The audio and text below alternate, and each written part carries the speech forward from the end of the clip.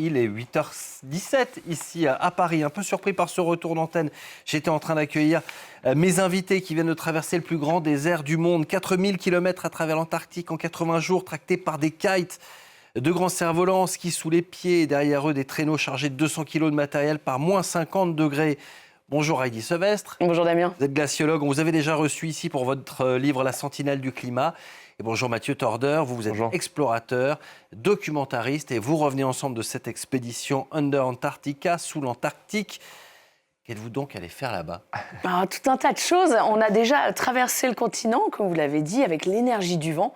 Mais on y est allé pour faire de la science. C'est ça qui est absolument génial, c'est qu'on voulait montrer qu'on peut faire de la science autrement, décarbonée. Et par-dessus tout ça, on a quand même saupoudré pas mal de communication auprès des jeunes générations.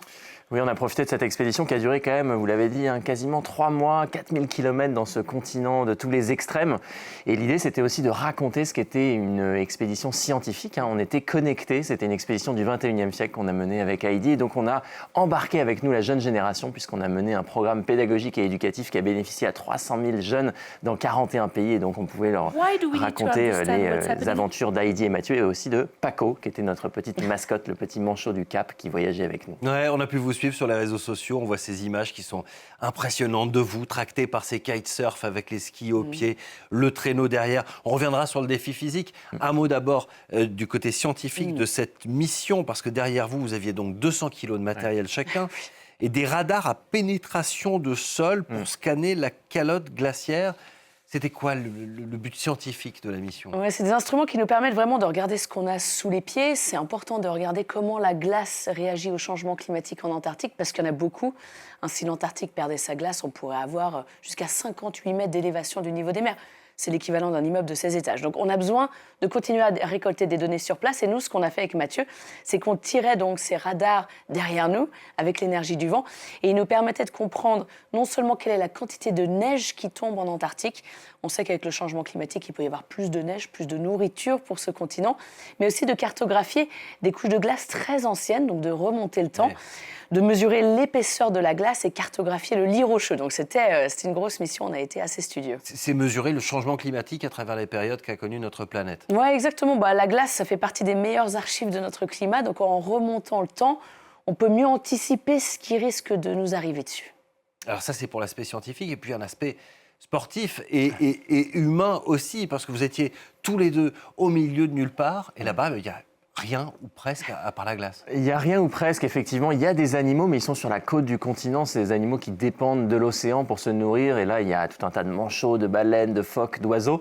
Mais avec Heidi, on n'a fait que s'éloigner de la côte pour aller à l'intérieur de ce continent antarctique, là où les scientifiques vont assez peu, parce que c'est un continent qui est gigantesque, le continent antarctique. Et ces animaux, on ne les a pas vus. On a croisé quelques humains, notamment au pôle sud géographique, où il y a une base scientifique américaine, où il y a 170 personnes qui travaillent l'été. Donc pour nous, Heidi et moi, c'était au bout de 2 mois d'expédition. Et donc là, on était assez contents de faire la rencontre de scientifiques qui sont là toute l'année. Il y en a qui travaillent et qui font ce qu'on appelle des hivernages. Donc on n'était pas les seuls à faire de la science en Antarctique. Mais entre ces points-là, on était vraiment seuls au monde, à camper sous notre petite tente, à se faire à manger avec un réchaud, à faire fondre de la glace et de la neige, puisqu'il n'y a pas d'eau sous sa forme liquide. Il faut bien la fabriquer.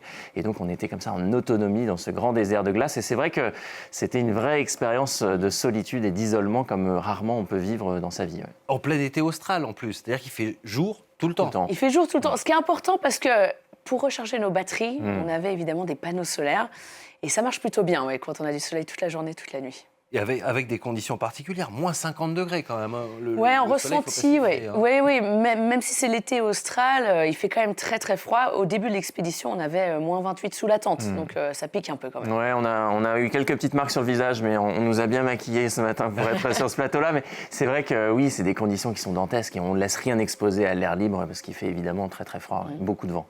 Et avec donc rien ni personne, si ce n'est du côté du pôle Sud où vous avez rencontré quand même quelques personnes qui sont sur place là-bas, du pôle Sud ou plutôt des pôles Sud. C'est un peu complexe, mais il n'y en a pas qu'un seul.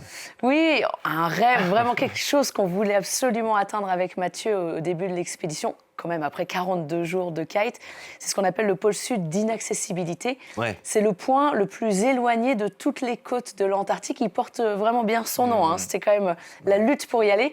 C'est un point à très haute altitude et c'est là où on trouve parmi les températures les plus froides de la planète, en moyenne sur l'année. C'est un endroit où il fait moins 58. Une question bête, vous êtes préparé pour ça? Mathieu, vous avez beaucoup plus l'habitude. Ce n'est pas votre première expédition là-bas. Heidi, vous êtes habitué aux glaces, mais n'empêche que là, il y a un véritable défi physique parce qu'on traque 200 kilos de matériel. On est tiré par un kitesurf en même temps. Vous avez fait des étapes jusqu'à 230 km par jour. Comment on fait? C'est des mois de préparation, ça? Ouais, c'est beaucoup de préparation. Alors Heidi vit une partie de l'année au Svalbard, donc elle est plus exposée au froid que moi, qui suis basé en France.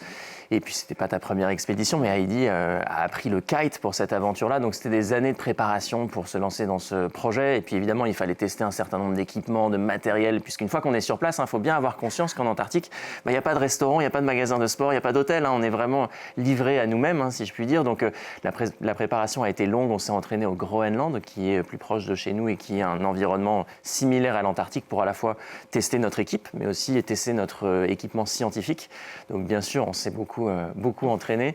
Et heureusement, parce qu'on revient avec tous nos doigts, tous nos orteils et notre bout du nez un petit peu rouge, mais qui n'a pas trop souffert. Et pas trop de galères. Heidi, vous avez eu quand même un traîneau qui a cassé. 1001 galères, Damien. Non, Ouais, en fait, on n'était pas là pour tout voir. à ces températures-là, quand on passe sous les moins 30, tout casse. Mais vraiment tout casse. Donc le plastique casse, le caoutchouc casse, tous nos instruments scientifiques cassaient, nos panneaux solaires, nos batteries, etc., etc. Et le plus gros souci, ça a été nos traîneaux, nos poulkas qu'on utilise pour transporter notre matos. C'est très important, ces traîneaux, parce qu'ils ont tout notre équipement dedans. Et c'est vrai que, je ne sais pas, peut-être que je kitais de façon un peu violente, mais on kitait sur une surface qui était très compliquée. Et ce n'était pas des pistes damées. L'Antarctique, ce n'est pas juste une belle surface de neige pas lisse, plate. ça tape tout le temps C'est pas lisse, et ça tapait tout le temps. Et au bout d'un moment, mes traîneaux ont montré quelques signes de faiblesse jusqu'au point pratiquement d'exploser. Alors, on a dû faire pas mal de réparations. Finalement, on s'en est bien sorti. Et puis, vous dépendiez du vent. Et quand il n'y en avait pas, impossible de bouger. Ça ne sert à rien. Exactement, c'est aussi ça la beauté de ce genre d'expédition, c'est qu'on est vraiment au contact de la nature et c'est vraiment l'Antarctique qui décide. Il y a des jours où il y avait trop de vent et donc on a dû rester sous notre tente. C'était pas la majeure partie des moments où on était immobile.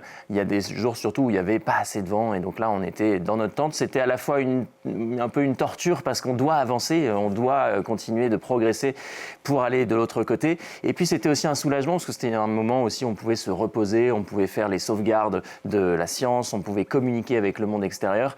Et donc, en fait, ces pauses un petit peu forcées, elles ont été d'une certaine manière un peu salvatrices. C'est ce qui nous a aidé à tenir sur la durée parce qu'une expédition de 80 jours, c'est quand même pas rien et il faut penser à se reposer pour pas pour pas exploser et pour arriver encore une fois de l'autre côté dans des bonnes conditions. Les données que vous avez recueillies, on en fait quoi maintenant? Alors maintenant, elles sont transmises aux scientifiques avec lesquels on travaille, donc des scientifiques allemands de l'université de Tübingen et du Alfred Wegener Institute, c'est l'Institut allemand polaire, et aussi des Anglais et des Écossais qui sont très intéressés, eux, par les données plus profondes. Ensuite, c'est entre leurs mains. Alors, le temps de la science est toujours plus long qu'on le souhaite. On espère que d'ici 2-3 ans, on aura les premières publications sur nos données qu'on a récoltées. C'est des données qui doivent être comparées avec les bases de données existantes. Nous, on était juste une toute petite équipe scientifique avec Mathieu. Il y a plein d'autres données radars qui existent, qui ont été récoltées par des expéditions avant, d'autres façons, surtout par avion en Antarctique. Donc, hâte de voir ce que ces données vont nous dire. Et on a vraiment besoin de comprendre ce qui se passe là-bas pour mieux anticiper ces changements. Et nous, c'était vraiment un aspect très important de notre mission, de mettre en lumière le travail des scientifiques. Aujourd'hui, on a une vraie perte de confiance dans la science. Il y a des coûts budgétaires dans tous les sens pour les travaux des scientifiques. Mais c'est essentiel de montrer ce qui se passe là-bas, que les scientifiques donnent tout pour récolter les meilleures données possibles. Et en tout cas, avec ces 300 000 jeunes qui nous ont suivis, on est convaincus qu'un peu plus de personnes comprennent l'importance de ça. Par des milliers d'écoles à travers la France. C'était extraordinaire. Ouais, en fait, on avait la chance de travailler avec une association qui s'appelle Témoins polaires et qui sensibilise les jeunes générations et le grand public au sujet du climat, de l'environnement. Et nous, on était en contact avec, on l'a dit, 300 000 jeunes, 41 pays.